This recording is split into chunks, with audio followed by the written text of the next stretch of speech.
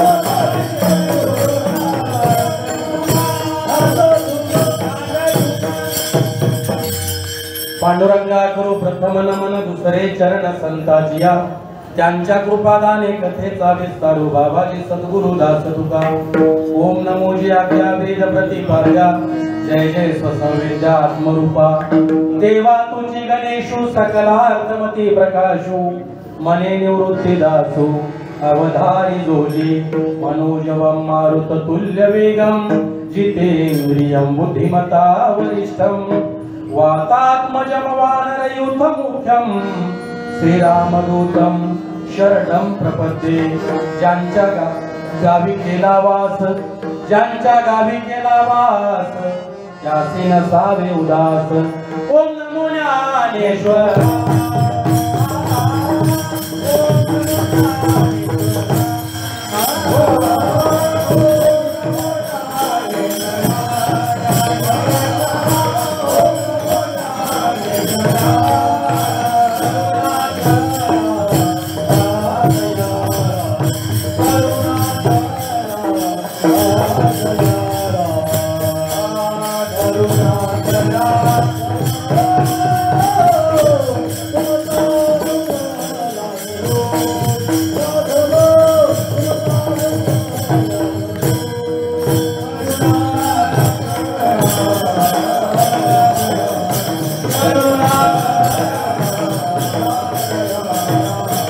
सद्गुरु वाचोनी नाम नये हाता, सद्गुरु वाचोनी नाम नये हाता, साधने साधिता कोटी गुणे, जैसा कांते विन करणे संसार, तैसा हा व्यापार साधनांचा.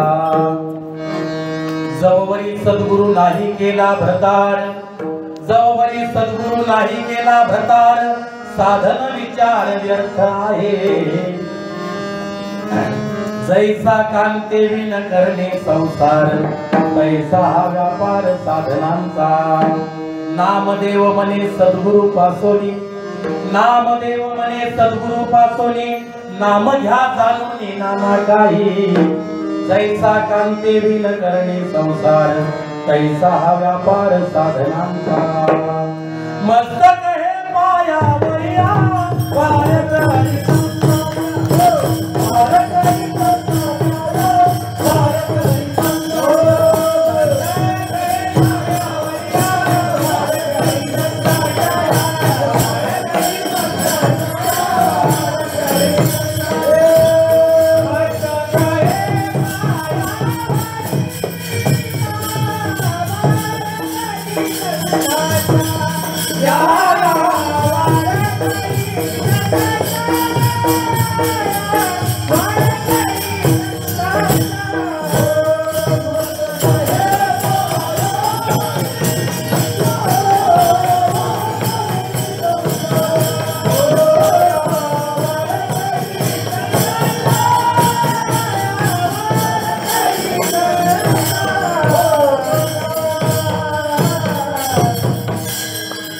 समचरण पांडुरंग परमात्मा, विश्ववंदनीय माऊली महावैष्णव ज्ञानेश्वर महाराज, जगद्गुरु संत श्रेष्ठ तुकाराम महाराज, संत शिरोमणी सावता महाराज आणि या महाराष्ट्राच्या संत परंपरेमध्ये 12व्या शतकामध्ये या वारकरी संप्रदायाचा प्रचार आणि प्रसार महाराष्ट्रापासून तर पंजाब पर्यंत ज्यांनी केला ते संत शिरोमणी नामदेव महाराज. या नामदेव महाराजांची आज पुण्यतिथी आहे आणि म्हणून त्यांच्या पुण्यतिथीच्या निमित्ताने या ठिकाणी वारकरी संप्रदायामधील सर्व कीर्तनकार, प्रवचनकार, गायनाचार्य, वादनाचार्य, सर्व पितृतुल्य व्यक्तिमत्व आणि माझ्या सर्व माता भगिनी, लहान लहान मुलं आणि मुली, विनयकरी, सगळे टाळ घेऊन उभे असलेले टाळकरी मंडळी, अधिकार संपन्न व्यक्तिमत्व, गावातील सरपंच असतील, पोलीस पाटील असतील, सदस्य असतील, तंटामुक्ती अध्यक्ष असतील, पेटी मास्तर, पखवाज वादक, सगळ्यांच्या चरणी साष्टांग प्रणिपात. अभंग घेतल्यानंतर थोडस टेन्शन तुम्हाला असं आलं असेल की आपण प्रमाण आता कशी द्यायची. मित्र हो, जगाच्या पाठीवर 2 प्रकारचे संत आहेत. एक आहेत प्रसिद्ध संत आणि दुसरे आहेत सिद्ध संत. आता प्रसिद्ध संत कोणते आहेत तर त्या प्रसिद्ध संतांमध्ये आज माझी प्रतिष्ठा व्हावी, माझा या जगामध्ये नावलौकिक व्हावं म्हणून साधं प्रत्येक ठिकाणी फोटो काढायचा, फोटो टाकायचा, कुण्या तरी महाराजांची चित्रफित ऐकायची, त्याच्यावर कीर्तन करायचं, कुणाची तरी चाल ऐकायची, त्याच्यावर कीर्तन करायचं, कोणाचा तरी बोल ऐकायचा, त्याच्यावर वाजवायचं. हे सगळे प्रसिद्धीच्या पाठीमागे लागलेले संत आहेत. पण आज ज्यांचा अभंग सेवेकरता घेतला हे प्रसिद्ध संत नाहीये, हे सिद्ध संत आहे. सिद्ध आणि प्रसिद्ध याचा अर्थ तुमच्या लक्षात आला पाहिजे. प्रसिद्धीच्या पाठीमागे जे लागलेले आहेत त्यांना प्रसिद्ध म्हणायचं आणि मुळामध्ये प्रसिद्धीपासून जे वंचित आहेत पण परमार्थामध्ये जे सिद्ध आहेत त्यांना सिद्ध संत म्हणायचं. परवाना कैवल्य साम्राज्य चक्रवर्ती संत शिरोमणी ज्ञानेश्वर माऊली आणि जगद्गुरु संत तुकाराम महाराज अखिल कोट ब्रह्मांड नायक पांडुरंग परमात्म्याला भेटून आले. बरे नुसते तुकाराम महाराज आणि ज्ञानेश्वर महाराज आले नाही, तर नामदेव महाराज सुद्धा नरसी नामदेवला भेटून आले. आणि उद्या संत शिरोमणी सावता महाराज यांना भेटण्याकरिता जगाचा बाप येत आहे बघा.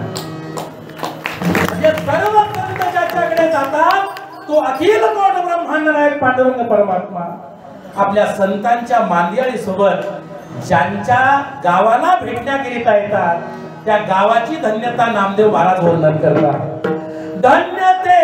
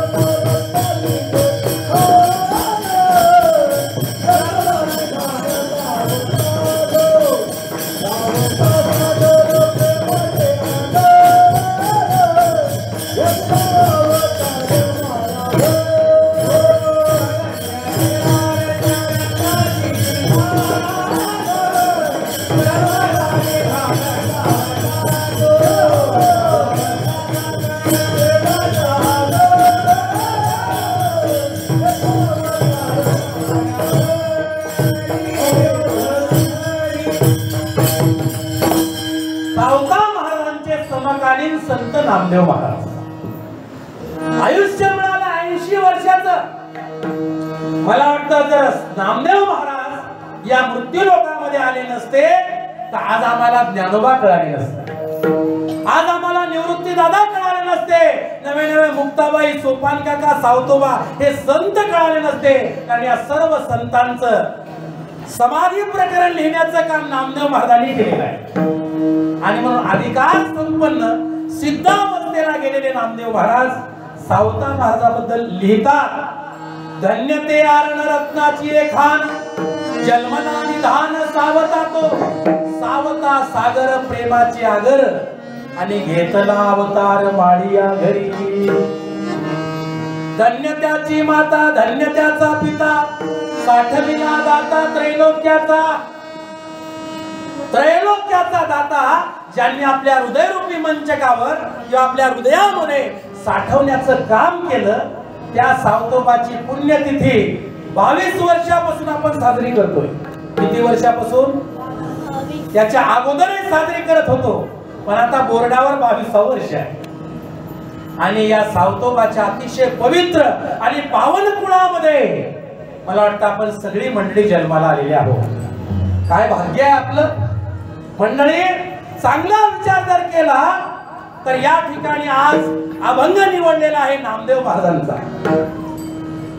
कारण ज्याची खावी पोळी आणि त्याचीच वाजवावी, ज्याचं खावं मीठ. कीर्तन कोणाकरिता करायचं? तुम्हाला चांगलं वाटावं म्हणून करायचं का? खरा डॉक्टर तोच असतो की जो म्हणतो नाही नाही तुम्हाला अजिबात त्रास नाही झाला पाहिजे, इंजेक्शनाचा नाही, सलाईनाचा नाही, गोळ्याचा नाही, कडू औषधाचा नाही, 100% गुण तुम्हाला आहे. डॉक्टरची खऱ्या लक्षणं ही नाहीत महाराज. तुमचा आजार जावा असं जर वाटत असेल तर तो तुम्हाला कडू औषध घेऊन देतो, तुम्हाला ते घ्यावं लागतं. तो तुम्हाला इच्छा नसली तरी सुद्धा इंजेक्शन टोचतो. बरीच लोक इंजेक्शनाला भेटतात, पण तो म्हणतो याच्याशिवाय पर्याय नाही. लवकर नीट व्हायचंय तुम्हाला, मग इंजेक्शनाशिवाय पर्याय नाही. मग आपला आजार बरा व्हावा असं जर वाटत असेल तर त्यांच्याकरिता खरा डॉक्टर असतो. तसं आपल्या सगळ्यांना एक आजार लागलेला आहे आणि तो म्हणजे भवरोगाचा आजार आहे. मी बोलत नाही, संत बोलतात. भवरोगाचा आजार सगळ्यांना आहे. मग या आजारापासून आपल्याला मुक्त व्हायचं आहे.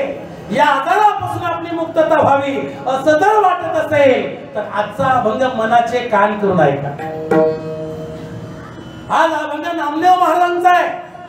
ज्यांचा अभंग आहे त्यांची काय ख्याती आहे, काय पात्रता आहे, काय योग्यता आहे, काय अधिकार आहे, तो पहिल्यांदा सांगतो आणि अभंगाच्या मूळ चरणाकडे येतो. नामदेव कीर्तन करी पुढे देव नाचे पांडुरंग.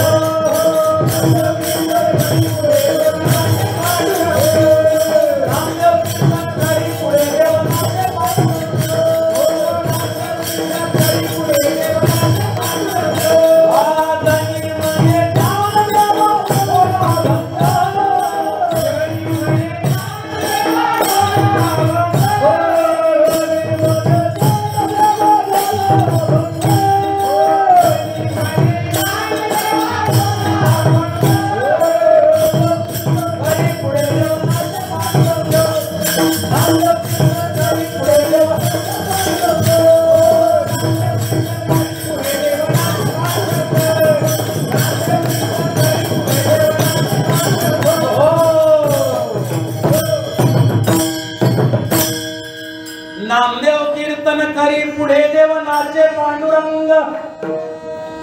नामदेव रायाने कीर्तन करावं आणि जगाच्या बापाने त्या कीर्तनामध्ये येऊन नाचावं. नवे नवे नामदेव महाराज एक टेम्परवारी भक्त नाहीत, सप्त्यापुरते येणारे. चौयुगाचा भक्त नामा उभा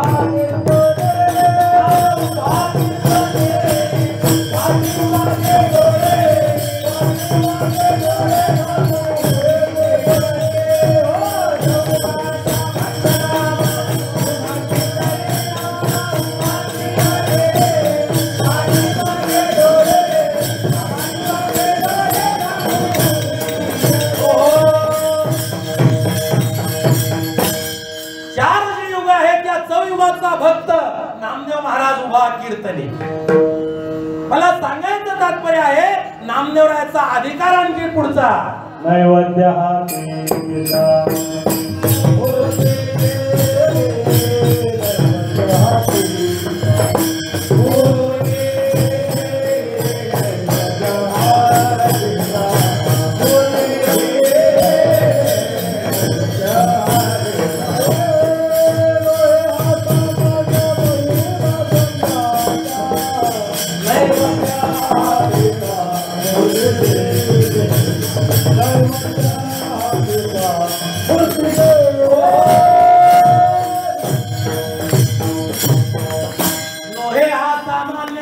संतांचा नैवेद्य हातीचा मूर्ती जेवी. पुढचा आणखी सांगू. हातामध्ये दुधाचा लोटा घ्यायचा आणि नामदेवरायाने रावळामध्ये पांडुरंगाच्या मूर्तीच्या समोर यायचं आणि देवाला विनवणी करायची. दूध पियो मोरे गोविंदला, दूध पियो मोरे गोपालला,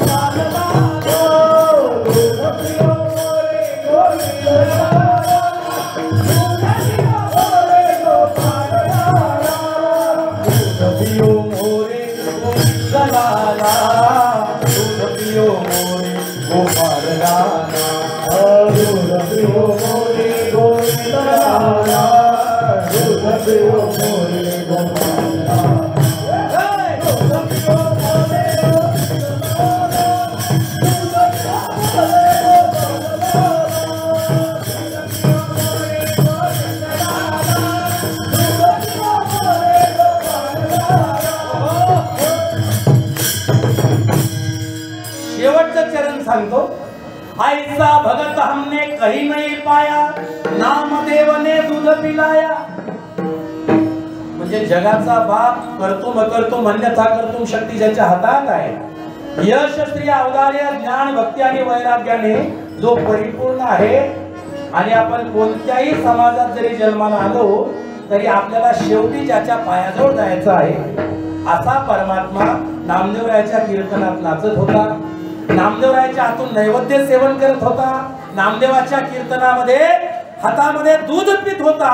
नवे नवे औंढा नागना त्या ठिकाणी महाराज गेले आणि तिथं त्या पुजाऱ्यांची पूजा चालू होती. नामदेवरायांनी कीर्तन करायला सुरुवात केली. नाचू कीर्तनाचे रंगी ज्ञानदीप लावू जगी. त्या पुजाऱ्यांनी नामदेवरायाला घराच्या त्या मंदिराच्या बाहेर काढलं. बाहेर गेले, समोरच्या गेटवर कीर्तन करू लागले की जुने हाकलून दिलं. आणि मग मात्र मूर्तीच्या पाठीमागच्या बाजूला महाराज आले. आणि काय सांगावं तुम्हाला, त्या पुजाऱ्यांची पूजा त्या नागनाथाला नाही आवडली. मंदिराचा दरवाजा फिरला महाराज. फिरविले देऊळ जगा माझी ठाती, नामदेवा हाती दूध प्याला. एवढे अधिकार संपन्न नामदेव महाराज. परंतु आजच्या अभंगामध्ये मात्र आपल्या सगळ्या मंडळीला हात जोडून एक विनंती करतो. गडे हो, तुम्ही भक्तीच्या प्रांगणामध्ये आला. बघा, बरीचशी मंडळी वारी करून आलेली आहे. कोण कोण वारी करून आला, हातवर करा बरं. बर, बरीच मंडळी वारी करून आलेली आहे.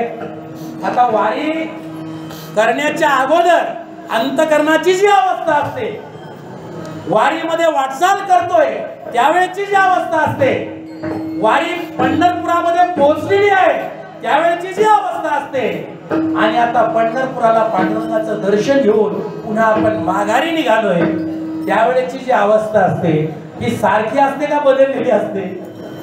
ज्यांनी केली त्यांनीच सांगा. सारखी असते का बदललेली असते?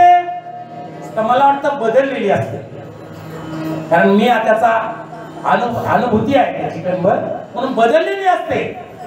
आता बदलल्याच्या नंतर ज्या वेळेला आपण आपल्या पुन्हा प्रपंचामध्ये येतो आणि घर कामाला सुरुवात होते,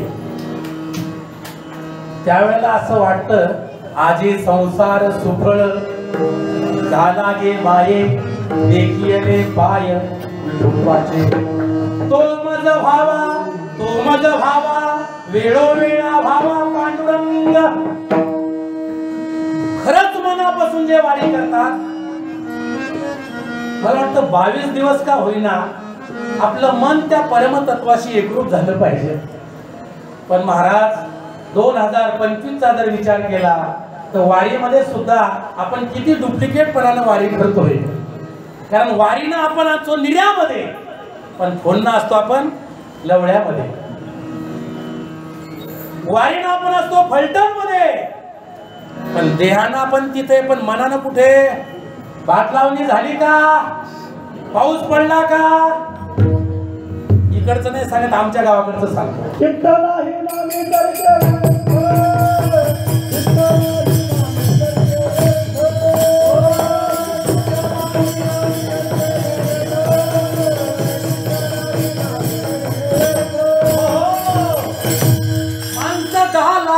पंढरपूरच्या रस्त्याला आहे.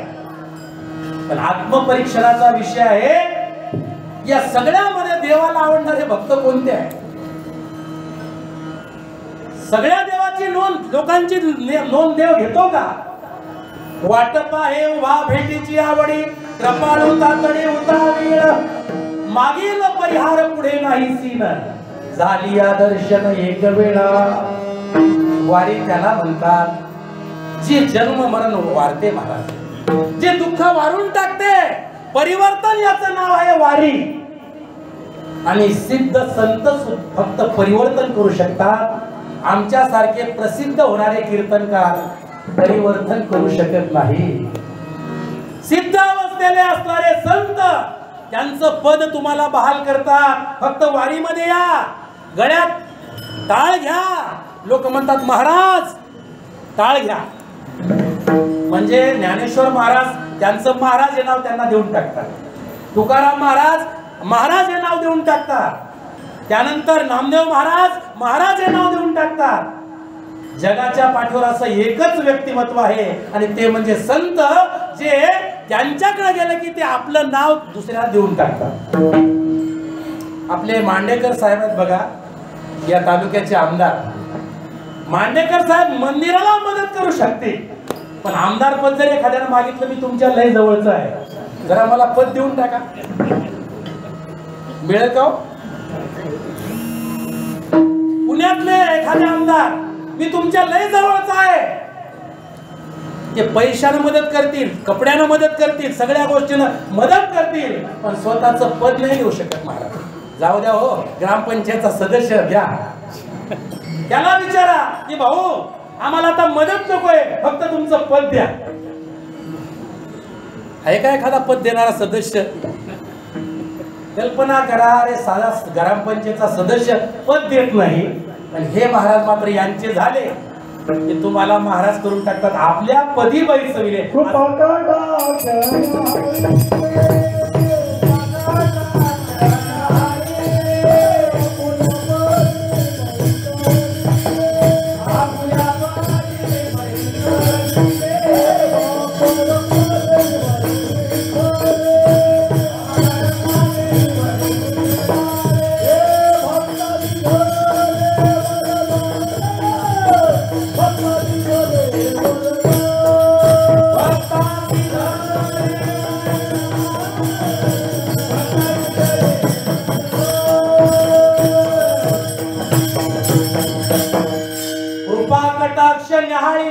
आपुल्या पदी बैसविले.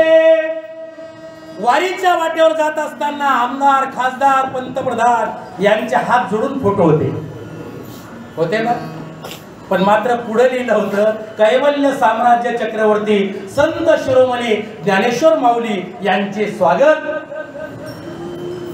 म्हणजे हे पदानं माणसं मोठे होते, पण स्वागताला कोणाच्या उभे होते? सिद्ध असलेल्या संताच्या. मंडळी, मला तुम्हाला हेच सांगायचं आहे, जीवनाच्या प्रवासामध्ये अशा सिद्ध संतांची जर आपल्याला भेट झाली तर कणभर का होईना मायामोह थोडासा तोडला जातो बरं का. आता खरंच सांगा सावित्री मामी, तुमचं जास्त कोणावर प्रेम आहे? मी माझ्याकडचं सांगितलं तर ते वावगो होईल, पण तुम्हाला विचारतो, कोणावर जास्त प्रेम आहे?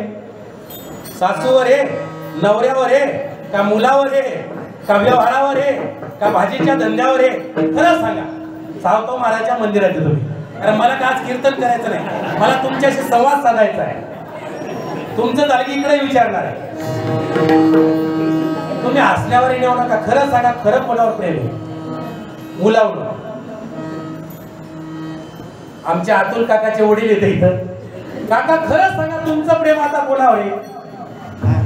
बायकोवर आहे, अतुलवर आहे, का आणखी दुसऱ्या मुलावर आहे, का मुलीवर आहे, का जावई बापूवर आहे, का नातवावर आहे, का घरावर आहे, का गाडीवर आहे, का शेतीवर आहे? नेमकं खरं सांगा, कोणावर?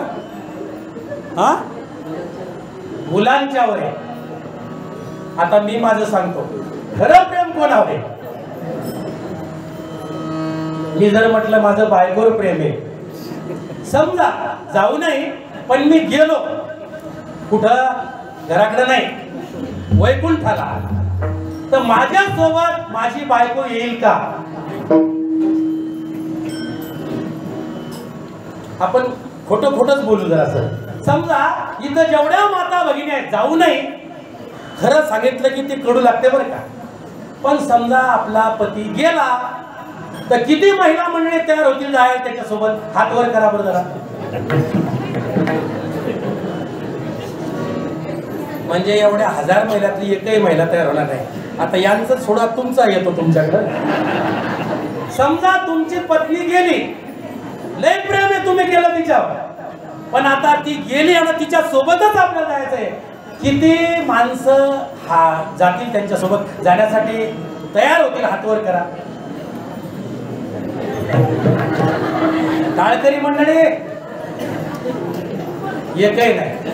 आता दृष्टांत सोडून द्या, खरंच असं होईल का? आता हे खोटं खोटं होतं सगळं, पण तुम्ही खोटा सुद्धा हात वर केला नाही, केला का? आणि तुम्ही सुद्धा बायकोसाठी खोटा सुद्धा हात वर केला. मग तुमचं प्रेम हे खरं आहे का खोटं आहे सांगा बरं? खरंच सांगा, देवाची शपथ घेऊन, तुम्ही जे प्रेम करताय खरं आहे का खोटं आहे? आणि असा हा खोटा संसार आहे. लटिका व्यवहार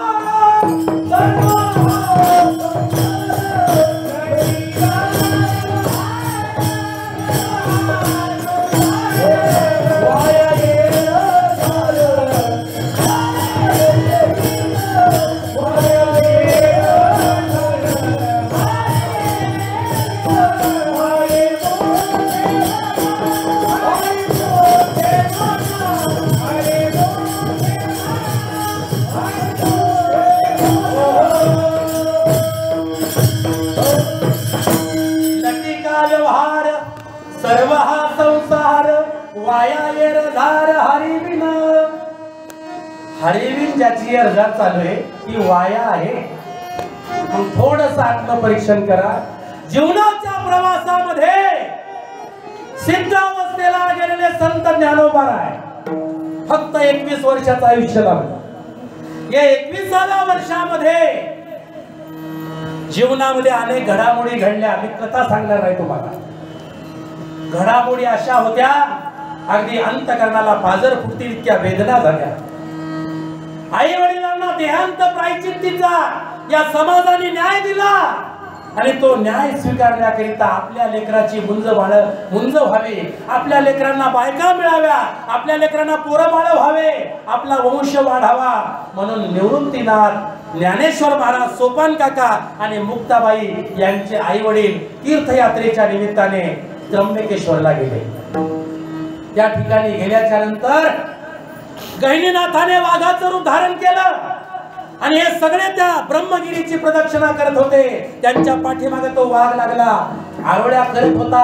आता वाघाची आरोळी जर ऐकू आली तर कोण कोण जाग्यावर थांबेल तर सांगा बरं? तसं एकही थांबलं नाही. सगळे आपला जीव मुठीत घेऊन पळू लागले. निवृत्तीनाथ सुद्धा पळागले. त्यांच्या पाठीमागे तो वाघ लागला. हे 3 भावंड आणि आई वडील दुसऱ्या मार्गाने गेले आणि निवृत्तीनाथ एका गुहेच्या दरवाजावर तिथं आले आणि तिथं तो वाघ नव्हता तर गहिनीनाथाच्या रूपामध्ये तो प्रगट झाला. ये निवृत्ती, मी तुझी वाट पाहतोय. निवृत्तीनाथाला समोर बसवलं. अनादी कालाचा जो बीज मंत्र आहे नाथ संप्रदायाचा, कारण आदिनाथ उमा बीज प्रकटले मच्छिंद्राला धले सहज स्थिती, ही जी परंपरा आहे या परंपरेचं नाम निवृत्तीनाथाच्या मस्तकावर हात ठेवला आणि निवृत्तीनाथाला प्रदान केलं आणि सांगितलं, निवृत्ती, तुला या जगाच्या पाठीवर या गुरु परंपरेचा विस्तार करायचा आहे. आतापर्यंत एक गुरु एक शिष्य ही परंपरा आहे, पण तुला मात्र या परंपरेला थोडासा छेद द्यायचा आहे. निवृत्तीनाथाला समोर बसवलं, डोळे बंद केले आणि नाम सांगितलं आणि साधना करायला लावली. आता कोणतं नाम सांगितलं आणि कोणती साधना केली याच्यापासून समाज हा अनुभज्ञ आहे. माहितच नाही त्यांना काय आहे. नवनाथ ग्रंथ वाचणं चालू आहे, पण कोणती साधना सांगितली आणि कोणतं नाम सांगितलं हे मात्र गुप्त आहे. मंडळी, गुप्त का आहे? आधीच जन हे उद्धट, त्यात गुह्य करुणे प्रगट, मोडेल भक्तीची वाट, संत जन कोपतील. माझ्याकडे 2 लाख रुपये आणि समजा मी तुम्हाला इथं दाखवले कीर्तनामध्ये आणि मला रात्री 12 वाजता माझ्या घरी जायचं आहे. इकडे मुळशी पॅटर्न आहे माहिती आहे तुम्हाला. खंदारे महाराज घरी जातील का हो? मग 2 लाख असतील तर ते लपून ठेवावे लागतील, दाखवावं लागणार नाहीत. हे व्यवहारातलं उदाहरण. तसंच संत महात्मे यांनी काय केलं? संत एकांती बैसले, सर्व सिद्धांत शोधिले, ज्ञान दृष्टीने अवलोकिले, निवडून काढिले ते हे श्रीहरीचे नाम. 6 शास्त्र, 4 वेद, 14 विद्या 64 कला याच्यामध्ये जे भगवान परमात्म्याचं नाव आहे, हे नाम संतांनी एकांतामध्ये बसून मंथन केलं आणि निवडून काढून तुमच्या हातात दिलं. स्वयंपाकवाली मंडळी आहेत का इथं? भात घालणारी बसलेत का तिकडे? तिकडे आहेत ना? मला सांगा, तुम्ही आता तांदूळ आणला, हा तांदूळ तुम्ही डायरेक्ट त्या पातेल्यात टाकता का नेसता? सध्या अशी सिस्टीम आहे, महाराज निसायचं कामच नाही. तांदूळ निसायचं, कारण तिकडे सगळे म्हणजे मिसून सगळे येतात, बरोबर आहे का? म्हणजे निवडलेला माल तुम्ही आणलेला आहे, कारण तुम्हाला माहिती आहे एक तर 2 तासाचं कीर्तन, त्याच्या आत भात तयार झाला पाहिजे. निसायला कोणत्या बाया बोलवा, सगळे आपल्या भाजी घेऊन जाणार आहेत. त्याच्यापेक्षा निसायच्या भानगडीत पडायचं, म्हणून तुम्ही असा तांदूळ खरेदी केला लवळेकर मंडळी, ज्याला निसायचं काम नाही. संत एकांती बैसले, सर्व सिद्धांत शोधिले, ज्ञान दृष्टीने अवलोकिले, निवडून काढिले ते हे श्रीहरीचे नाम. जसं निवडलेलं डायरेक्ट टाकता येतं, तसं तुम्हाला निवडून काढलेलं फक्त घ्यायचं आहे. आता ज्यांचं घेणं चालू आहे त्यांना एकदा नाही मी त्रिवार अभिवादन करतो, पण ज्यांनी अजून सुरुवातच केली नाही त्यांच्यासाठी आजचं कीर्तन म्हणजे कीर्तन नाही. आता तरी पुढे हाची उपदेश नका करू नाश आयुष्याचा. निवृत्तीनाथाला समोर बसवलं. 1 दिवस नाही, 2 दिवस नाही, 3 दिवस नाही, 6 महिने निवृत्तीनाथ पद्मासन लावलेलं आहे, डोळे बंद आहेत. आता तर दाढी वाढली, जटा वाढल्या, आणि त्यानंतर 6 महिन्यानंतर निवृत्तीनाथाच्या मस्तकावर पुन्हा हात ठेवला, निवृत्तीला जाग केलं. आता निवृत्तीनाथाची काया म्हणजे ही जी कांती आहे ती तेजोमान झाली होती. त्यांच्या चेहऱ्यावरचं सौंदर्य अलौकिक दिव्य दिसत होतं. हातामध्ये, दंडामध्ये, पायामध्ये, गळ्यामध्ये रुद्राक्षाच्या माळा बांधल्या, भगवी वस्त्र परिधान केली आणि काठेमध्ये झोळी दिली आणि सांगितलं, निवृत्तीनाथ आता तुम्ही या ज्ञानाचा प्रचार आणि प्रसार करण्याकरिता या जगाच्या पाठीवर पूर्णत्वाला गेलेले आहात. तुम्ही आता त्याचा प्रचार आणि प्रसार करू शकता. निवृत्तीनाथाने विचार केला, समोर आजूबाजूला घनदाट जंगल आहे. मी माझ्या आईवडिलांसोबत आलो होतो. माझा छोटा लहान ज्ञानदादा मुक्ता, सोपान काका ही भावंड होती माझ्या सोबत. पण आता ही कुठे गेली? रस्ता दिसेनासा झाला. पण म्हणतात जगी ज्याशी कोणी नाही त्याशी देव आहे. आता निवृत्ती म्हणजे सामान्य नाही, सदा शिवाचा अवतार. हे अभंग चालीत म्हणण्याचे नाही नुसते मंडळी. सदा शिवाच्या त्या अवतार कार्याला असणाऱ्या, पुन्हा एकदा विष्णूच्या रूपामध्ये असणाऱ्यांनी अनुग्रह दिला. आणि आता ती काखेतली झोळी घेऊन निवृत्तीनाथ पहिल्यांदा कुशावर्त तीर्थाच्या ठिकाणी आले. त्या कुशावर्त तीर्थामध्ये स्नान केलं, पंचवटीमध्ये आले. त्या ठिकाणी असणाऱ्या रामाचं किंवा तिथल्या असणाऱ्या देवदेवतांचं दर्शन घेतलं आणि मग त्यांना मार्ग कळाला. पुन्हा आपण आता परत आलं पाहिजे. त्या गोदावरीच्या पवित्र तीरावर स्नान करून माऊली ज्ञानोबारायांच्या, निवृत्तीदादाच्या आणि सोपान काकाच्या आणि आई वडिलांच्या भेटीकरिता निवृत्तीदादा पुन्हा अलंकापुरामध्ये आले. इकडं वेगळं झालं होतं. इकडं संन्याशांना जर त्या मुंजी करायच्या असतील तर देहांत प्रायश्चित्त घ्यावं लागेल असा पैठणकरांनी न्याय दिला होता. आणि म्हणून ते दोघेही उभयता, माता आणि पिता, त्यांनी देहांत प्रायश्चित्त घेतलेलं होतं. आणि मुक्ता, सोपान आणि ज्ञाना सिद्ध बेटामध्ये राहायला गेले होते. तिथं छोटीशी झोपडी होती. त्या झोपडीमध्ये जीवनाचा प्रवास, निवृत्तीदादाचा वियोग. सकाळचा सूर्यनारायण उगवलेला आहे आणि सूर्यनारायणाच्या साक्षीनं निवृत्तीनाथ काखेमध्ये झोळी आहे, हातामध्ये कमंडलू आहे, एका हातामध्ये त्रिशूळ आहे आणि भगवी वस्त्र परिधान केलेली आहे. गंगा खांद्याला चंदन लावलेलं आहे. आणि त्या सिद्ध बेटामध्ये आरोळी ठोकली निवृत्तीनाथांनी. अलख निरंजन. सकाळच्या कोवळ्या सूर्यनारायणाच्या किरणाच्या साक्षीने एक महान तेजोमय असणारा एक विभूती आपल्या दाराच्या समोर आलेला आहे. आणि म्हणून मुक्ता लगबगीनं बाहेर आली आणि पाहते तर भगवी वस्त्र परिधान केलेला, हातामध्ये कंठामध्ये गळ्यामध्ये पायामध्ये रुद्राक्षाच्या माळा घातलेला, काखेमध्ये झोडी असलेला, जटा वाढलेली आहे, दाढी वाढलेली आहे, असा एक संन्यासी आपल्या दारामध्ये आपली झोडी पुढे करून त्या मुक्ताबाईला साथ घालतो आहे. मुक्ताबाई पुढे आली.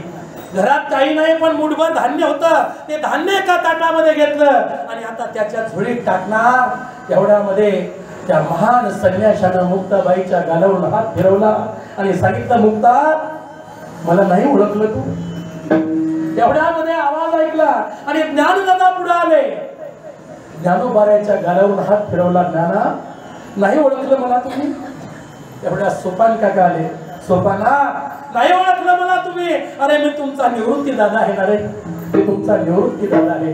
निवृत्ती दादा आहे असं म्हटल्यानंतर ज्ञानोबा, सोपान काका, मुक्ताबाई निवृत्तीनाथाच्या गळ्यात पडले आणि आपलं हृदय मोकळं केलं. महाराज काय मोकळून रडायला लागले. रडता रडता रडता डोळ्यातले आसू संपले. मुक्ताबाई निवृत्तीनाथाच्या चेहऱ्याकडे पाहते आणि विचारते, दादा दादा तुम्ही त्या त्र्यंबकेश्वराच्या वनामध्ये गेला, तिथून आम्ही सगळे मंडळीकडे आलो. आई वडिलांना या समाजाने देहांत प्रायचित्त दिलं आणि दादा दादा आपले आई वडील अनंताच्या प्रवासाला त्या निघून गेले. दादा आम्ही सगळे रडतोय रे, पण तुझ्या डोळ्यामध्ये मात्र अश्रूचा थेंब दिसत नाही. दादा दादा हे वैराग्य तुला कुठं प्राप्त झालं? दादा ही भगवी वस्त्र या हातातल्या गळ्यातल्या माळा त्या नेमक्या कुणी तुला प्रदान केल्या? तेव्हा मुक्ताबाईला शांत करत निवृत्तीनाथ म्हणतात, मुक्ते थांब बस. सगळ्यांच्या डोळ्याचे आसू पुसले आणि सिद्ध बेटामध्ये पहिले ज्ञानोबाऱ्याला समोर केलं. मस्तकावर हात ठेवला. ज्ञानदेव म्हणे मी चाडे, सद्गुरुनी केला कोडे, माथा हात ठेविला पुढे, बीजची वाहिने. ज्ञानेश्वरीतली ही ओवी आहे. खंदारे महाराज त्यांच्या घरातील खिशातून आणलेली नाहीये. निवृत्तीनाथाच्या मस्तकावर हात ठेवला आणि निवृत्तीनाथाला आपल्या ज्ञानराजाला ती दीक्षा प्रदान केली. त्यानंतर सोपान काकाला पुढे बसवलं. सोपान काकाच्या मस्तकावर हात ठेवला आणि सोपान काकाला ते नाम प्रदान केलं. त्यानंतर चिमुकली मुक्ता तिला पुढे बसवलं आणि चिमुकल्या मुक्ताबाईला जी आदि माया शक्तीचा प्रत्यक्ष अवतार आहे अशा मुक्ताबाईला समोर बसवलं. मस्तकावर हात ठेवला आणि मुक्ताबाईला ते ज्ञान प्रदान केलं. ब्रह्मदिसे उघडे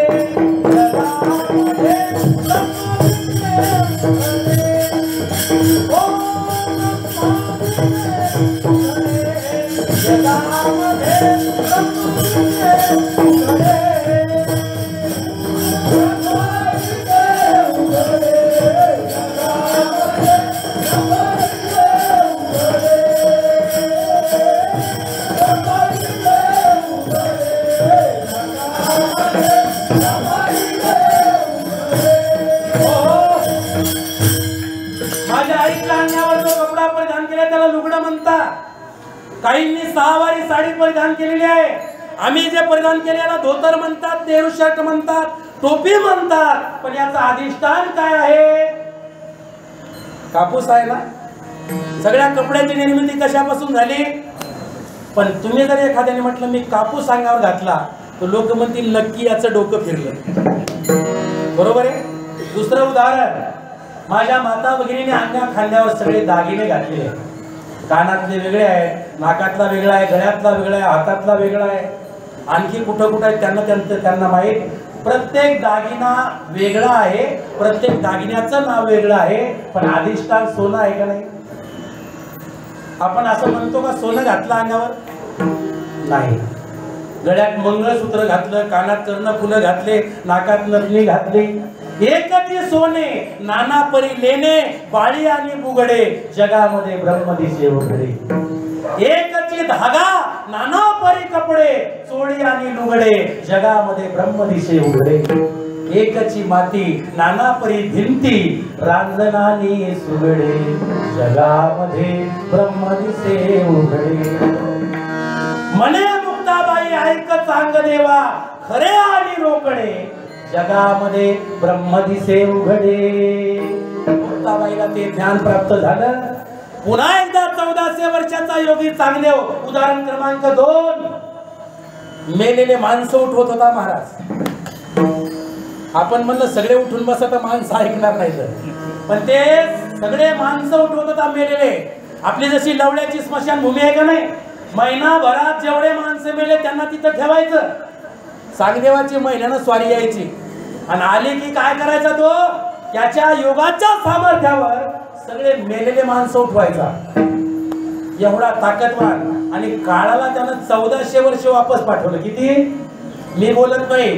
1400 वर्ष शरीर केले जतन बोधे विनसीन वाढविला नाही गुरुमंत्र नाही उपदेश परमार्थाला दोष लागेला.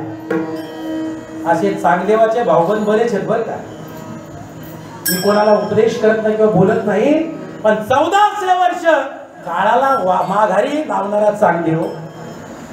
पण त्यानं ज्ञानोबाची मुक्ताबाईची कीर्ती ऐकली. एकदा महिन्याच्या अगोदर हे म्हणले आपण भेटायला जाऊ त्यांना. आणि भेटायला गेले असताना त्या पुंतांब्याच्या ठिकाणी असे मडेच्या मडे होते महाराज. मुक्ताबाईने एक काडी घेतली आणि त्या मड्याला लावायची. मड्याला लावली की ते मड उठून बसायचे. चांगदेवाला एकही गिरायक मिळालं नाही महाराज. आता सांगा जर आपल्याला गिरायक मिळालं नाही तर धंदा करणाऱ्याची अवस्था काय होते. सहज आपल्या तोंडातून शब्द तो काय माय कोणाचं तोंड पाहिला एकही गिरायक नाही येते ते पुढे जाते. चांगदेव महिन्याला आले तर एकही गिरायक नाही. अरे म्हणले गेले कुठं तेव्हा तिथले लोक सांगायला लागले कुत्रे मेले होते कुत्रे पण उठवले तिनं मुक्ताबाईने.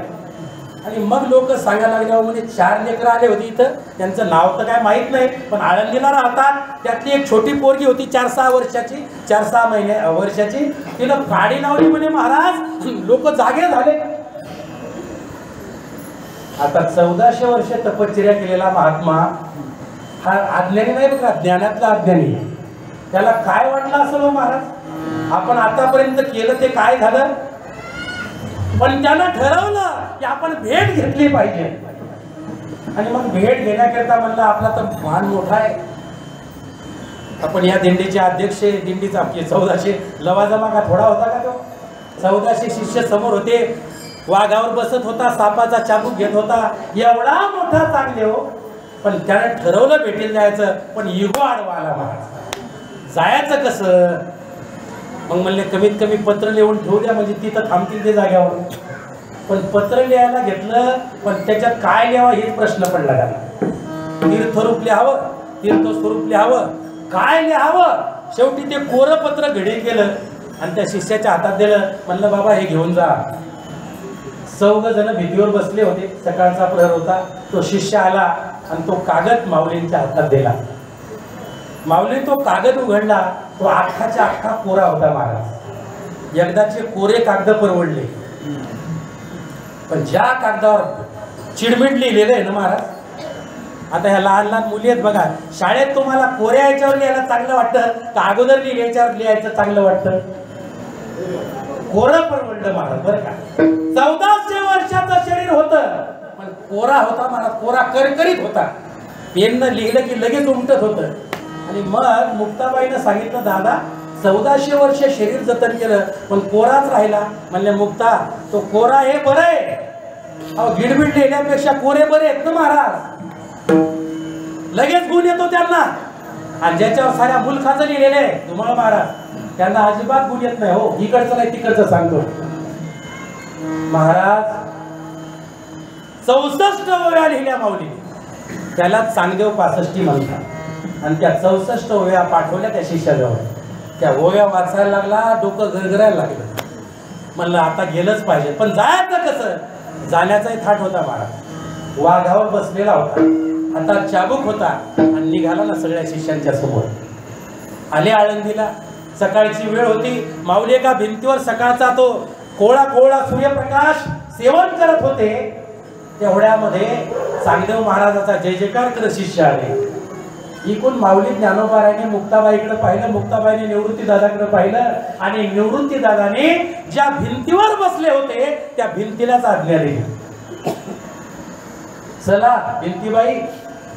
आणि महाराज ती भिंत चालायला लागली. चालविली जड भिंती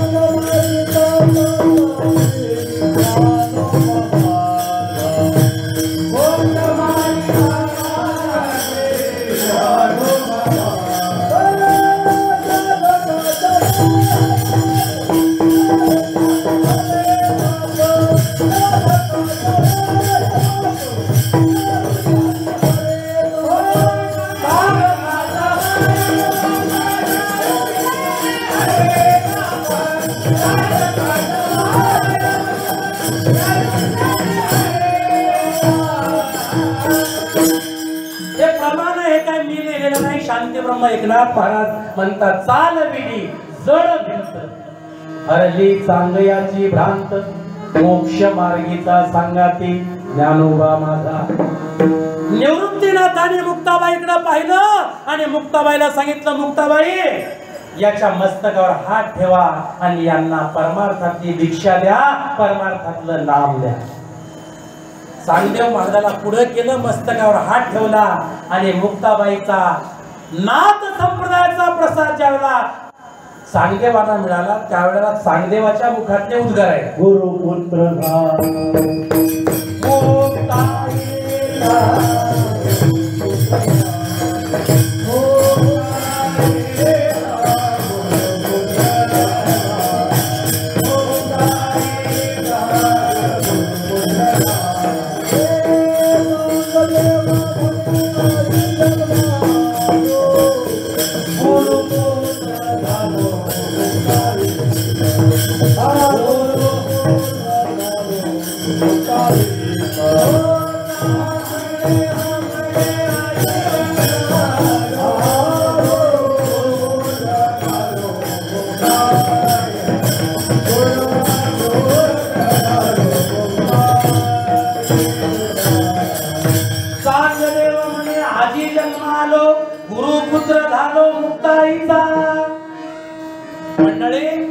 चांगदेव महाराजाला तो नामाचा प्रसाद मिळाला, जगद्गुरु तुकोबारायला तो नामाचा प्रसाद मिळाला. आता कथा सगळ्याच्या सांगत बसलो तर वेळ कमी आहे. बाबाजी फुले सांगितले नाम, मंत्र दिला राम कृष्ण हरी, माघ शुद्ध दशमी पाहुणे गुरुवार, केला अंगीकार तुका म्हणे. निळोबारायला ते नाम मिळालं, हात ठेविला मस्तकी, प्रसाद देऊनी केले सुखी. आता ज्यांचा अभंग सेवेकरता निवडला, ज्ञानोबारायांचे समकालीन संत संत शिरोमणी नामदेव महाराज, परमार्थातला अधिकार संपन्न महात्मा, देव ताटात जेवायचा, कीर्तनात नाचायचा, मंदिराचा दरवाजा फिरवला, दूध प्यायचा, पण थोडासा अहंकार होता महाराज. अहंकार असा आहे महाराज, तो चांगल्याच्याच नादाला लागतो, खराब लोकांच्या कधीच अहंकार वाटायला जात नाही. मी बोलत नाही, माऊली म्हणतात, नवल अहंकाराची गोटी, विशेष न लगे अज्ञानाच्या पाठी, पण सज्ञानाच्या झोंबे कंठी, नाना संकटे नाचवी. त्याला थोडासा अहंकार होता की माझ्या ताटात देव जेवतो, माझ्या कीर्तनात देव नाचतो, माझ्यासारखा भक्त या त्रिभुवनात नाही. गोरोबा काकाच्या घरी सभा भरली आणि त्या सभेमध्ये चिमुकल्या मुक्ताईनं सांगितलं, काका तुम्हाला मडके घडवण्याचं आणि मडके भाजण्याचं चांगलं ज्ञान आहे. मी तुम्हाला व्यवहारातले मडके म्हणत नाही, तुम्हाला मडके भाजण्याचं चांगलं ज्ञान आहे. तुमच्या घरी आज आलेले जेवढे मडके आहेत त्यातलं कच्चं मडकं कोणतं आणि पक्कं मडकं कोणतं आहे जरा सांगा बरं. आता तुम्ही ज्यावेळेला तिरंगुटच्या बाजारात जाता, उन्हाळ्यात मडकं घेऊन येतात, वाजवून आणता का कसं घेऊन येतात? मडकं मातीचंच असतं पण भाजलेलं पाहिजेत नाही का? कारण भाजलेल्या मडक्यात पाणी थंडगार मिळतं आणि कच्चे मडके असतील तर पाणी विरघळून जाईल हो, त्याच्यामध्ये पाणी राहणारच नाही. मला सांगायचं तात्पर्य मुक्ताबाईचं गोरोबा काकाने ऐकलं, कारण गोरोबा काका मास्तर होते सगळ्यांचे. ऐकलं महाराज आणि एकेका मडक्याला चेक करायला सुरुवात केली. पण त्यांच्याकडे थापटणं असतं बरं का. आता व्यवहारामध्ये मडकं थापटायचं ते थापटणं वेगळं, पण गोरोबा काकाकडे जे थापटणं होतं ते बोधाचं थापटणं होतं. तुम्ही बोधाचं थापटणं कसं असते ते त्यांच्या जातीत गेल्याशिवाय कळणार नाही. महाराज एकेका भक्ताला चेक करायला सुरुवात केली. पहिले ज्ञानोबारायच्या मस्तकावर हात ठेवला, महाविष्णूचा अवतार. निवृत्तीनाथाच्या मस्तकावर हात ठेवला, सदाशिवाचा अवतार. मुक्ताबाईच्या मस्तकावर हात ठेवला, आदी माया मुक्ताबाई दासीजनी लागे पायी. सोपान काकाच्या मस्तकावर हात ठेवला, ब्रह्म सोपान तो झाला. सगळे परिपक्व अवस्थेला आणि याच्या ताटात देव जेवतोय, कीर्तनात नाचतोय, मंदिर फिरवलंय, एवढा अधिकार. आणि मग ज्यावेळेला याच्याकडे ते बोधाचं थापटणं आलं त्यावेळेला हा काय म्हणतो माहिती का नामदेव महाराज? ते म्हणतात, अरे हा काय चावटपणा लावला तुम्ही? कल्पना करा, ज्याच्या ताटात देव जेवतो तिच्या त्या व्यक्तिमत्वाची जर ही अवस्था आहे तर सध्याचे कीर्तनकार, सध्याचे गायक मंडळी याला नाव ठेवल्याशिवाय राहतील काय महाराज? नामदेव महाराजांनी सांगितलं हा काय चावटपणा लावला, मला गरज नाही म्हणे तुमची. निघाले महाराज, डायरेक्ट पंढरपुरामध्ये आले. देवाला सांगितलं, काय देवा त्यांच्याकडे पाठवलं मला? एक तरी माणसात आहे का? ते सगळे वेडे झाले. देव म्हटला, नामदेवा माझ्यासाठी वेडच व्हावं लागते रे. वेडा झालो वेडियांच्या गावा गेलो, आम्हा पुसू नका काही, आम्ही माणसात नाही. आता जे माणसात नाही त्यांना अशा अनु म्हणता येईल का? वेडच म्हणावं लागेल ना मला. आणि ज्या वेळेला ते देव सांगू लागले, अरे नामा तू फार मोठी गफलत केली राजा. ज्ञानेश्वर महाराज तू म्हणतो की त्यांना नावं ठेवतो, अरे ज्ञानदेव आत्मा माझा, मी आणि ज्ञानोबारा वेगळे नाही. पण ती दृष्टी तुला नाही रे राजा. मी आणि निवृत्तीनाथ वेगळे नाही, पण ती दृष्टी तुला नाही. आता तरी मन मी कच्चा आहे, पण ही माणसं कच्च म्हणायला फार महाराज हे असतात बरं का. देवा म्हटले, काय तुम्ही सुद्धा माझी परीक्षा घ्या लागले? या उद्या चंद्रभागेच्या वाळवंटामध्ये देवानी विष्ठेतल्या किड्याचं रूप घेतलं. माझ्याकडे वेळ कमी आहे आणि सकाळी गंध वळून बसले होते देवाला लावण्याकरता. म्हणजे आले की देवाला गंध लावायचा. विष्ठेतला किडा त्या गंधावर येऊन बसला. अरे म्हणला, छी छी छी छी, सकाळपासून गंध उगाळत बसलो आणि हा घाणीतला किडा येऊन बसला. त्या किड्याला उचललं, खाली टाकलं आणि पुन्हा हात धुतले आणि पुन्हा गंध उगाळून वाट पाहत बसले. दुपारचे 12 वाजले तरी अजून देव येत नाही. पोटात कावळे कावकाव करायला लागले. कारण जरी झाला संन्यासी, माध्यान्ह काळी तोंड वाशी आहे काय. महाराज भूक लागली, पोटात कावळे ओरडायला लागले आणि मग म्हणले, हे काय देवाची परीक्षा पाहण्याची पद्धत आहे का? चला आपणच गेलं पाहिजे देवाकडे. गेला, म्हणला, देवा अरे काय लावलं हे तुला? म्हणले, काय झालं नामदेवा? म्हणले, काय मी किती वेळचा वाट पाहलो. बरेच लोक असे म्हणतात, किती वेळचा वाट पाहलो. देव म्हटले, अरे मी सकाळी 6च्या आतच आलो होतो. काय खोटं बोलता म्हणे देवा. बघ सगळा गंध माझ्या अंगाला लागला म्हणे तुझ्या हातचा. बघ बरं तुझ्या हातातल्या गंधाचा वास आणि माझ्या अंगाचा सारखा आहे का? म्हणजे तरी तू म्हणशील की बा खरंच आले होते तुम्ही. देव म्हटले, मी डोळ्यात तेल घालून पाहत होतो, एकही आलं नाही, पण हा किडा आला होता. त्या किड्याच्याकडे तव्हा देव आले असतील म्हणे, पण तरी स्वतः मी कच्चा आहे कबूल करायला तयार नाही. दुसऱ्यांदा म्हटले, ये देवा उद्या. देव म्हटले, नामदेव आता फक्त 2च माझ्याकडे शिल्लक गोष्टी आहेत बरं का. 2दा फक्त येणार, तर मला सगळ्या जगाचं पाहावं लागतं रे. तुझ्या एकट्याकडे मला जमणार आहे का? दुसऱ्या दिवशी आले महाराज. दुसऱ्या दिवशी वेश धारण केला, त्याच्यातही नामदेवाने ओळखणार आहे. आता तरी मन म्हणे मी कच्चा आहे, तरी कच्चा म्हणायला तयार नाही. मग म्हणले, आता नामदेवा मी उद्या मी शेवटचा येणार. देवाने घिसड्याचं रूप घेतलं, लोहाराचं. ते लोखंड जोडतात त्याला लोहार म्हणतात. त्याचं रूप घेतलं. रुक्मिणी आई साहेबाला लोहारीन बनवलं. गरुडजीला गाढव बनवलं. गाढवावर सगळा पसारा लादला आणि 10:30 वाजता तर चंद्रभागेच्या वाळवंटात जिथं नामदेवराय वाट पाहत होते तिथं आले. तिथं त्या पत्नीला म्हणतात, अगं आपलं दुकान आता इथंच लावूया. म्हणजे हो ना, काय हरकत नाही, लावा म्हणे इथं, सावली तर काय नाहीये, पण पाल मांडू इथं. मग विठ्ठलाच्या रूपामध्ये आलेला तो हिसडी लोहार काय म्हणतो, रुक्मिणी आता एक काम कर, 10:30-11 वाजले, आता एक काम करणार, जरा भाजी कर, जेवण करू आणि मग कामाला लागू. ती म्हणली भाजी कशाची करायची? ते म्हणले आपल्याकडे ते कोंबडं होतं ना त्याचं काप, लोहार लोक ते खातात बरं का, त्याच्यामुळं म्हणले त्याला. ते म्हणले ते कवाच उडून गेलं म्हणे, आता आपल्याकडे काही नाही भाजीला. आता ते काय तुमच्यासारखी माळीयाची जात नव्हती, एक नाही तर दुसरी नाही तर तिसरी भाजी. महाराज रुक्मिणी साहेबांनी सांगितलं काहीच नाही हो. मग म्हणे बघा गोरं गोमट पोरग आहे, याला उचलून पातेल्यात टाक, दोघांचं जेवण होईल. हे शब्द ऐकले नामदेव महाराजांनी. मला सांगा ते थांबले असतील का पळाले असतील? अहो इतके पळाले, अक्षरशः तुम्हाला सांगतो, पुंडलिकरायाचं मंदिर आहे ना त्याच्या अलीकडं अर्ध्या त्या इकडचा पूल आणि त्याच्यामध्ये होते, इतके पळायला लागले, डायरेक्ट रावळात आले आणि देवाला म्हटले देवा पळत आलो म्हणून वाचलो गड्या, नाही तर आज तुझा नामदेव तुला भेटला नसता. देव हसले म्हणल्यावर नामदेव असं झालं तरी काय, काय लोक घाण येतं म्हणे, त्या चंद्रभागा सुद्धा कळत नाही देवा, त्यांची भाजी तर सोडून दिली, पण मलाच म्हणले पातेल्यात टाक. मला सांग देवा, मी जर पातेल्यात टाकला असतं तर तुला तुझा नामा मिळाला असता का? देव हसले म्हणले नामदेवा तो पातेल्यात टाकणारा म्हणणारा मी होतो. पातेल्यात टाकण्याकरिता जी धावली ती जगदात्मा रुक्मिणी आई साहेब होते, आणि ज्याच्यावर हे सगळं लादलं होतं ते गाढव म्हणजे गरुड होतं. आता तरी मन मी कच्चा आहे. काय निबर घट असता तो ही माणसं.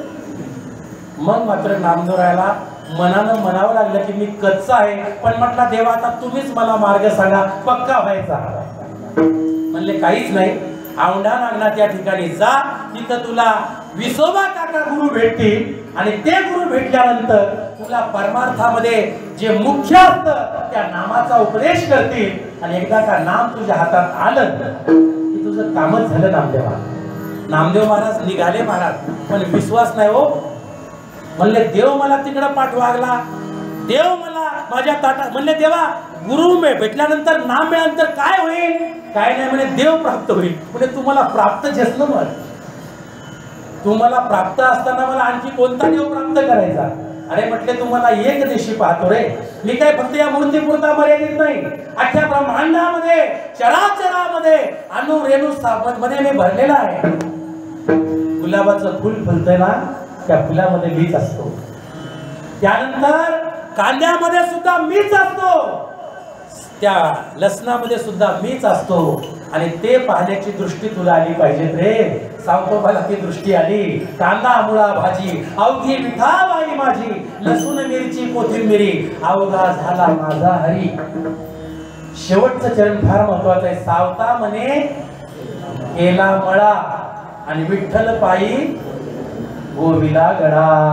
आपण आपल्या गळ्यात सोन्याचे मणी गोवले हो, हा काळे मणी गोवले, पण विठ्ठलाच्या पायी आपला गळा गोवला का? हे माळी मंडळी तरी समजून घ्यायला पाहिजे, सावतोबाच्या वंशज मंडळी तरी समजून घ्यायला पाहिजे. शेवटी नामदेवराय गेले महाराज. तिथलं चित्र वेगळं होतं. पिंडीवर पाय ठेवून एक महात्मा बसलेला आहे, त्याच्या पायामधून पू वाहतोय. शरीर वार्धक्याने जर्जर झालेला आहे, म्लान झालेला आहे, हात उचलत नाहीत. आणि तेवढ्यामध्ये नामदेवराय तिथं आतमध्ये गेले. म्हणले देवाने मला ज्याच्याकडे पाठवलं त्याला काय करावं म्हणे महाराज, हा काय आपल्याला ज्ञान सांगणार आहे? तेवढ्यामध्ये त्या वार्धक्याने जर्जर झालेल्या आणि नाथ संप्रदायाची परंपरा अवगत केलेल्या विसोबा काकांनी नामदेवरायला हाक मारली, नामदेवा जरा इकडे ये, माझे पाय उचल करा.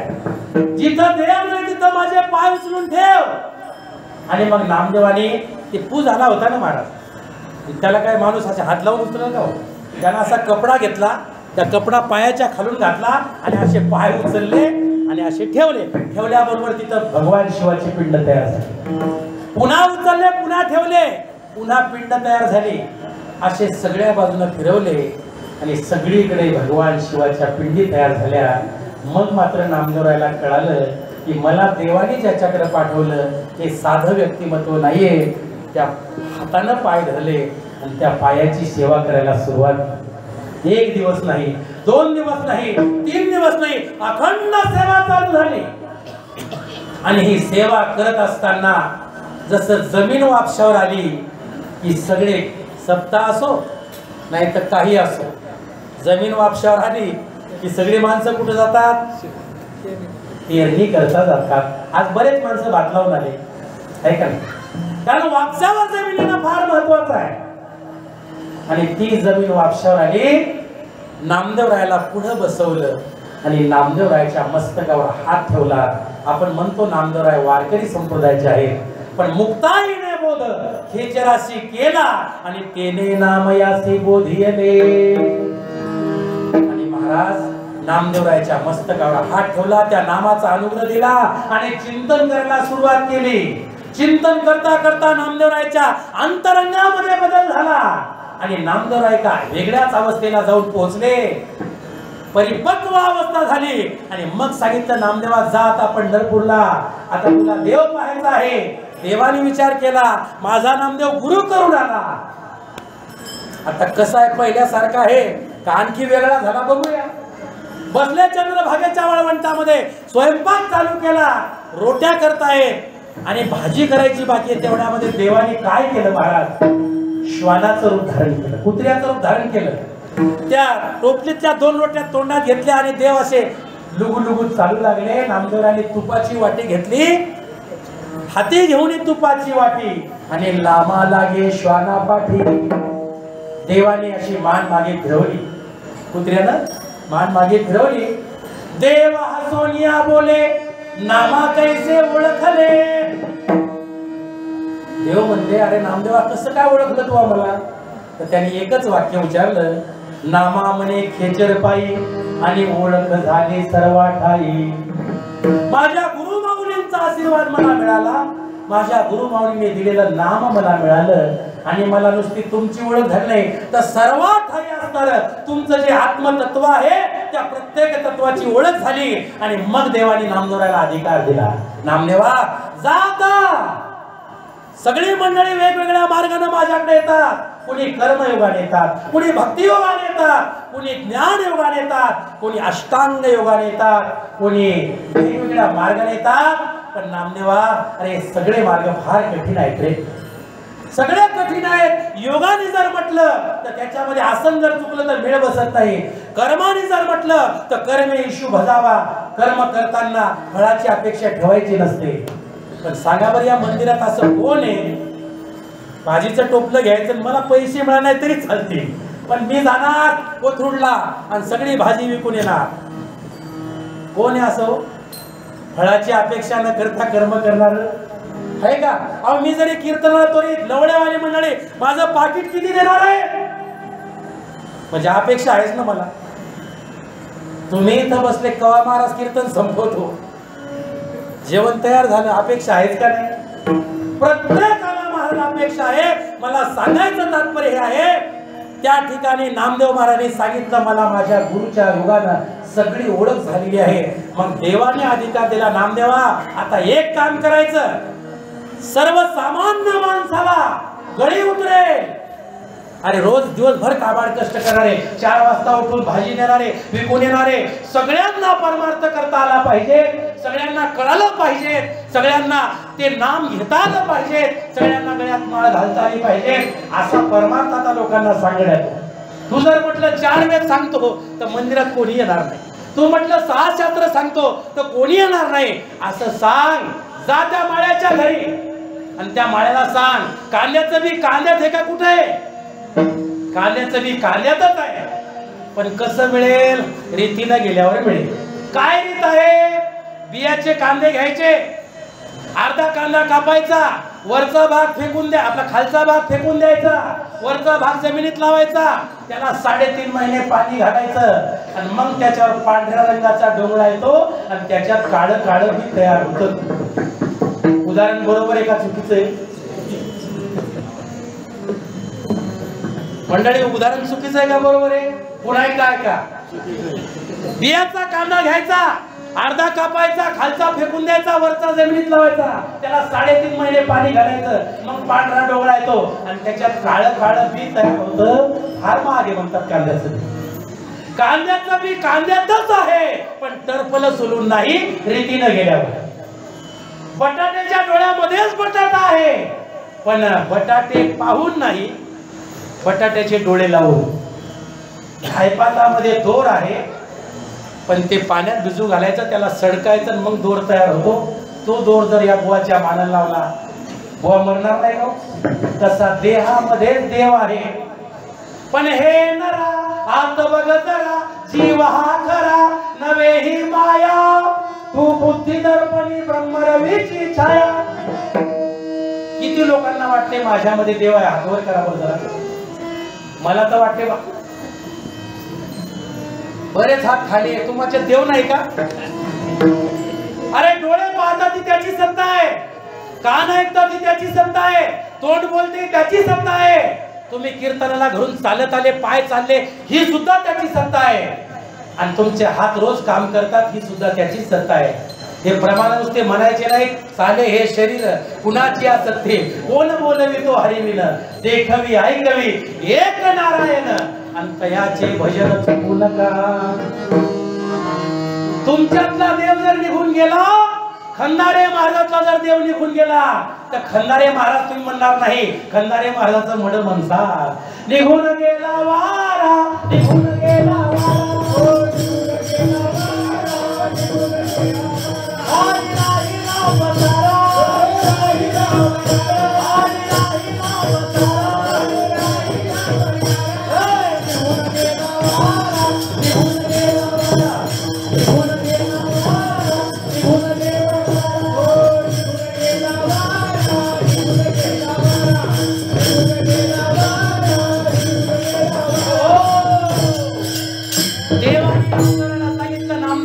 या ज्ञानाचा प्रचार आणि प्रसार कर. हा प्रसार करत असताना नामदेव महाराज सावता महाराजाच्या मंदिरात योगायोगानं महाराजाच्या पुण्यतिथी निमित्तानं कीर्तन होतं.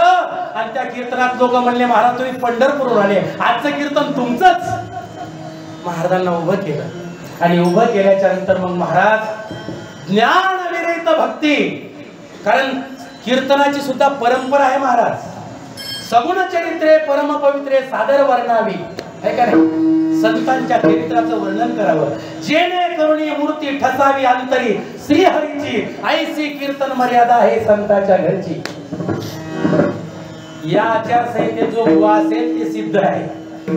आणि याच्यापेक्षा जर वेगळं असेल तर ते स्वतःच्या प्रसिद्धीसाठी काम करतात महाराज. म्हणून या ठिकाणी मला सांगायचं तात्पर्य आहे, नामदेवराणी असं मेघाप्रमाणे सांगायला सुरुवात केली. एक शेवटची मावशी उठली, म्हणले, महाराज अहो 14 माणसं तुमच्या घरी, नामदेवाचे घरी 14 जण स्मरती हरी, रात्रंदिवस भजन करतात. तुमच्या घर चंद्रमुळे खायला नाही, तरी सुद्धा तुम्ही एवढे भजन कसे काय करता? तुम्हाला जे मिळेल ते आम्हाला द्या ना.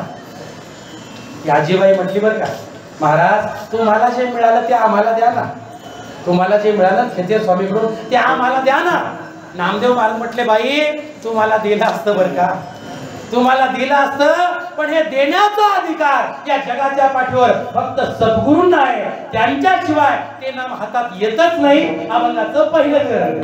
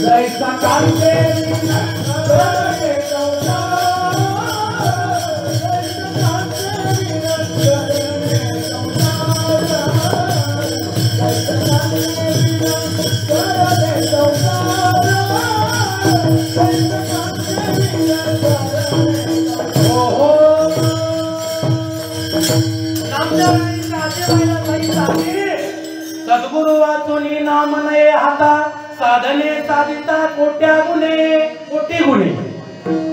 भगवंताचं नाम सोडून तुम्ही बाकीचे कोणतेही साधन करा, कितीही साधनाचा जर तुम्ही उपयोग केला तरी सुद्धा सद्गुरु वाचून तुमच्या हातात हे नाम मिळणार नाही. देवाकडे जाण्याचे अनेक मार्ग आहेत, कोणत्याही मार्गाचा अवलंब करा, पण जोपर्यंत श्री गुरु प्रणीत जो मार्ग आहे तो मार्ग जीवनामध्ये प्राप्त होत नाही तोपर्यंत महाराज ईश्वराची अनुभूती नाही. त्यासाठी महाराज पुढचं उदाहरण सांगतात, ते तुमच्या माझ्या प्रपंचातलं उदाहरण आहे. नवरा आणि बायकोचं नातं कळतं ना तुम्हाला, बरोबर आहे ना? तुम्ही कोणाची तरी बायको आहात, तुम्ही कोणाचे तरी पती आहात. दुसऱ्या चरणामध्ये महाराजांना विचारलं, महाराज समजा नामचिंतन वाचून आमचा परमार्थ चालू आहे, वारी चालू आहे, उपवास चालू आहे, एकादशा चालू आहे, 15 दिवसाची आळंदीची वारी चालू आहे, पखवाज वाजवणं चालू आहे, मृदुंग वाजवणं चालू आहे, टाळ घेऊन गाणं चालू आहे, गळ्यात माळही आहे, सगळ्या गोष्टी महाराज आमच्याकडे येतात. पण जर आमच्याकडे फक्त नाम नाही तर आमचा परमार्थ देवापर्यंत रुजू होईल का नाही? मी बोलत नाही, नामदेव महाराज त्याचं उत्तर देतात पुढच्या चरणात. तैसा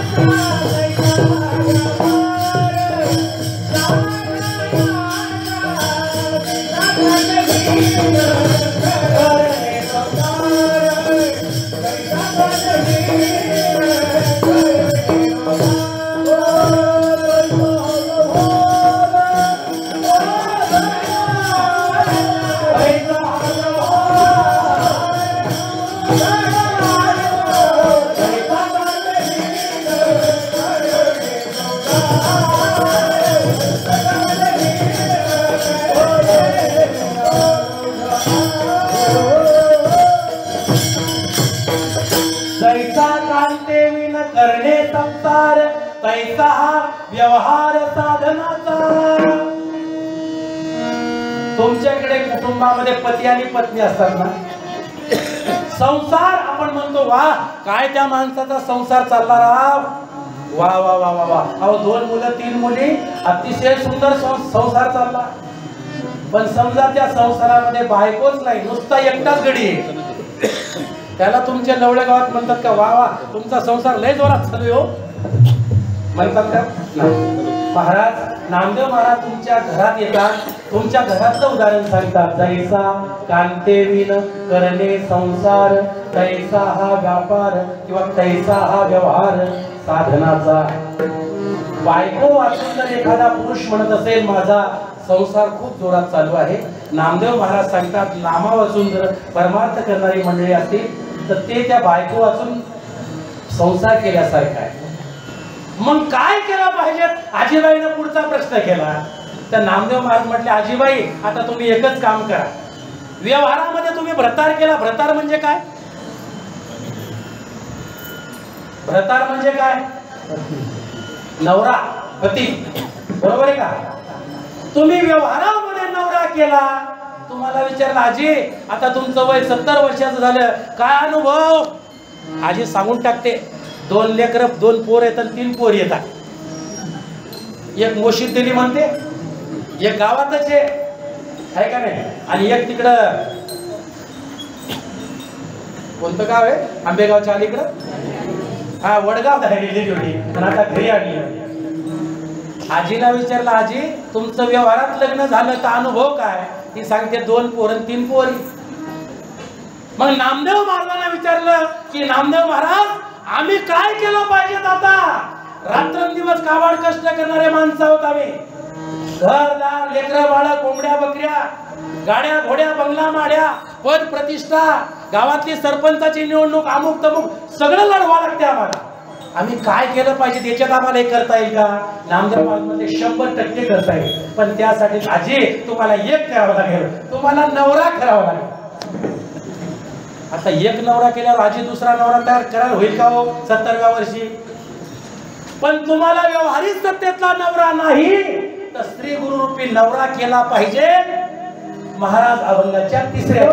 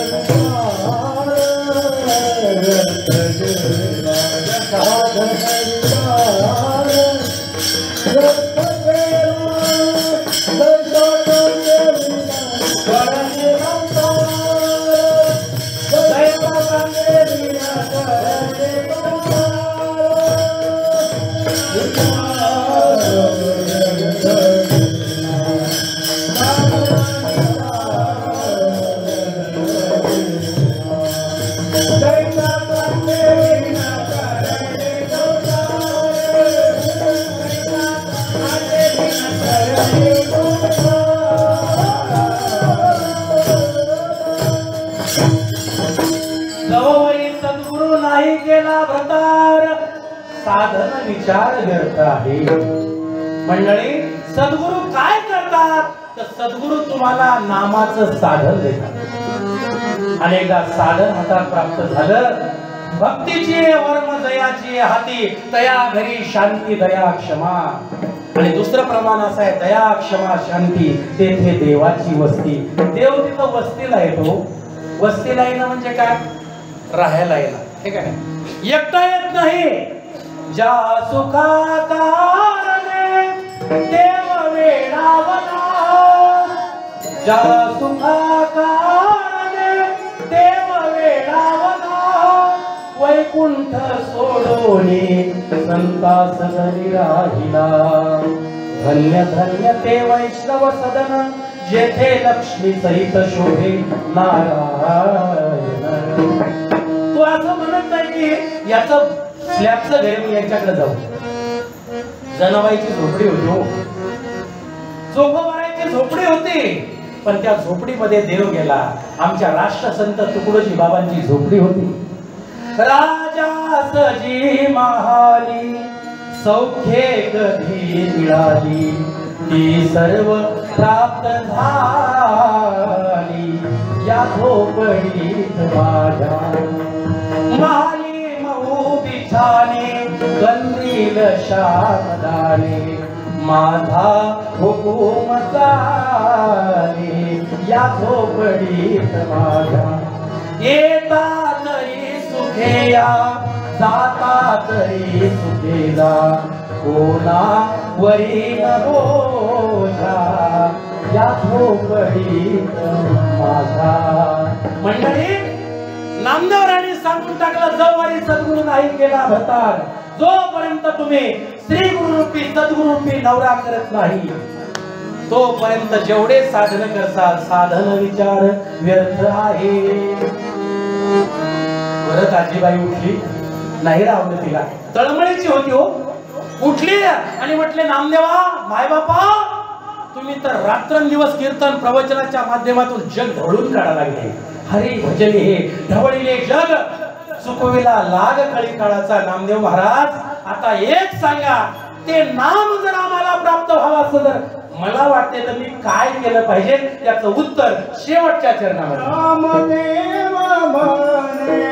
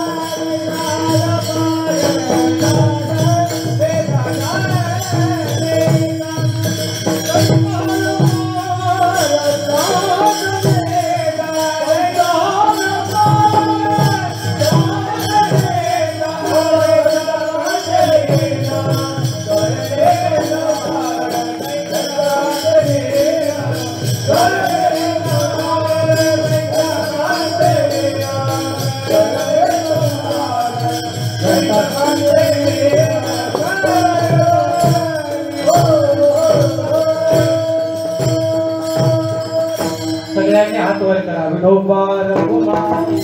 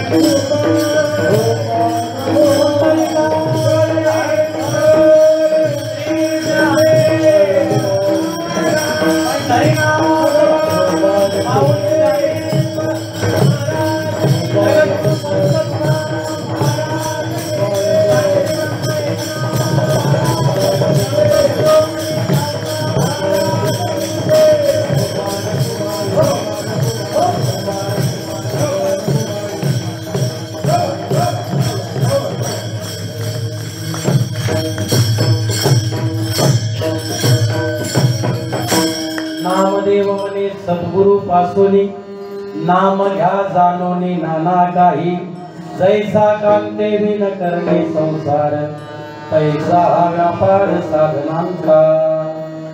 शेवटच्या चरणामध्ये टाळकरी ऐकायला आलेल्या सर्व माता भगिनी लहान मंडळी सर्व पितृतुल्य व्यक्तिमत्व सर्व मंडळी सगळ्यांना नामदेव महाराज अंतर्मुख करायला सांगतात की बाबा रे तुम्हाला जर हे जाणून आणि पहिली गोष्ट जाणून घ्या. तुम्ही जाणून जर घेतलं तर मेळ बसू शकतो. लग्नाच्या बोहल्यावर देव ब्राह्मणाने अग्निदानाच्या साक्षीनं सांगितलं होतं बाई आजपासून हा तुझा नवरा आहे. बाई उद्यापासून त्या नवऱ्यासोबत व्यवहार करते जाणून का अजाणतेपणे करते जाणून. बरोबर आहे.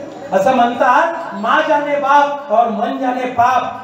हे तुझेच वडील आहेत असं आई सांगते. हे पप्पा आहेत तुझे. त्या लेकराला काय माहिती कोणते पप्पा आहेत ते माझे. पण ती विश्वास ठेवते ते लेकरू. तसं मंडळी नामदेव म्हणे सद्गुरु पासुनी आणि नाम घ्या जाणूनी.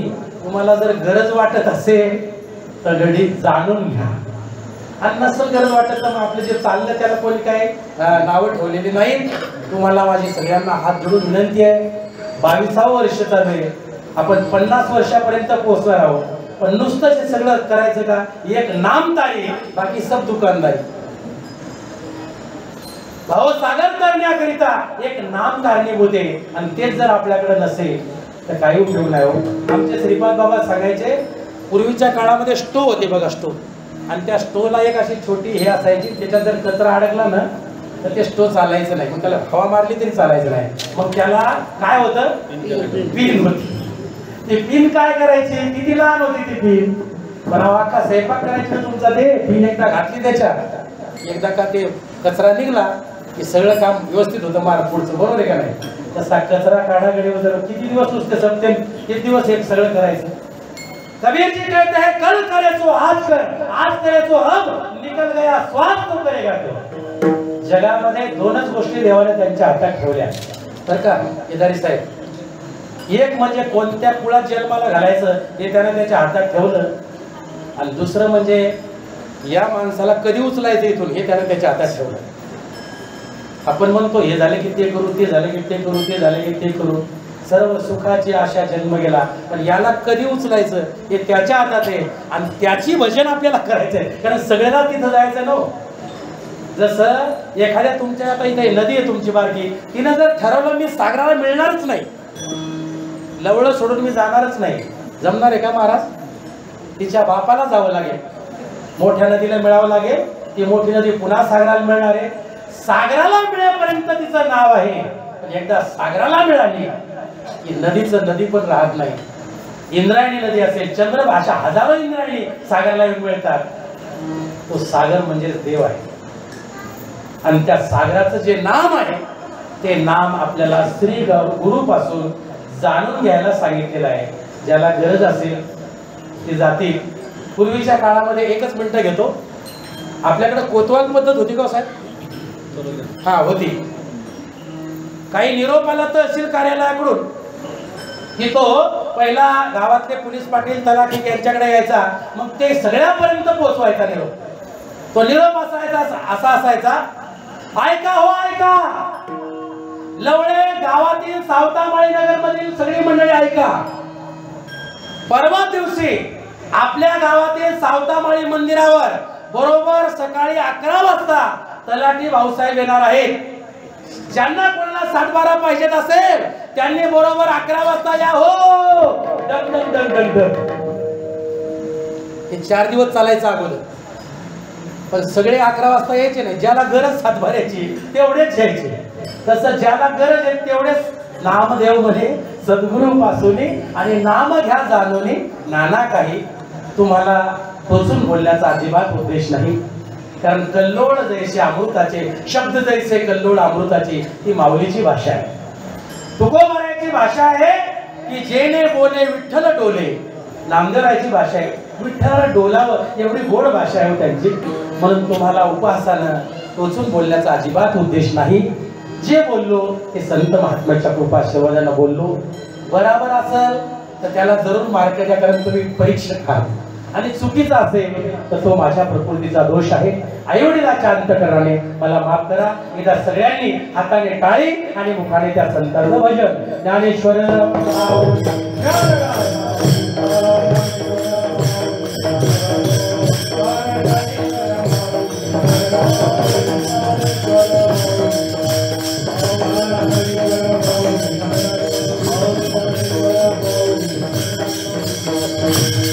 झालेलं कीर्तन रूपी वाणपुष्प संयोजकाच्या चरणी उपस्थित सर्व माता भगिनी, पितृतुल्य व्यक्तिमत्व, टाळकरी मंडळी, विनेकरी, स्वयंपाक करणारे, गावातले देणगीदार, आजच्या पंक्तीचे अन्नदाते, पखवाज वादक, हार्मोनियम वादक आणि उपस्थित सर्वच मंडळीच्या चरणी या ठिकाणी शब्द सुमने समर्पित करतो. बोलता बोलता या ठिकाणी तुम्ही आम्ही खेळी मिळी गदारोळी आनंदे या नयना 1-1.5 तास आपला कसा निघून गेला कळालं नाही. पण जाता जाता आपण सर्वांनी या गोष्टीचा विचार करावा आणि तुम्ही नक्की करसाल अशी मला अपेक्षा आहे. पुन्हा एकदा झालेलं कीर्तनरूपी वाक्पुष्प संत शिरोमणी सावता महाराज, आज ज्यांचं पुण्यस्मरण आहे ते नामदेव महाराज आणि उपस्थित तुम्ही सर्व संत सज्जन, आपल्या सर्वांच्या चरणी ही शब्द सुमने कृतज्ञतापूर्वक समर्पित करून वाणीला पूर्ण विराम.